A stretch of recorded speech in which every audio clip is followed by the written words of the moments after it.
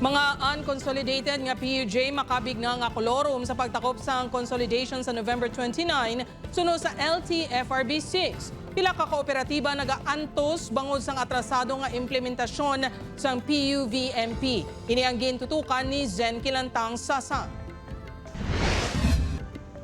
Ginhatagan ang mga unconsolidated public utility vehicle operators sang tion nga makasulod sa transport cooperatives o corporations sa idalom sang Public Transport Modernization Program. Sa tion nga magtakop ang consolidation sa November 29, makabig na ang mga ini nga kolorum suno sa Land Transportation, Franchising and Regulatory Board 6. Kung hindi na kapakonsolidate, ang legally, ang status ng ibang salakyan, kolorum. So kung kolorum ka, dapat may operations. Pero ang may authorities na LTO, hindi kami.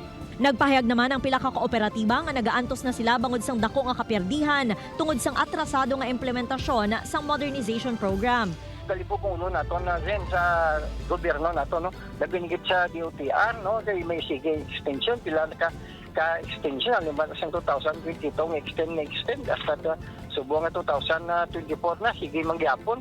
Panawagan sang grupo sa LTO6 nga pangdakpon ang unconsolidated PUJs sa tion nga magtakop ang consolidation period. Sa Transport Summit sa nagligad nga semana, ginanunsyo ni LTFRB Chairman Attorney Chofilo Guadis III nga magasapol ini sa LTO kag PNP angot sa dakpanay sang kolorum nga PUJs. Gintinguan naman sang news team nga ma-interview si LTO6 Regional Director Gaudioso Hedospan apang wala ini nagasabat sa tawag.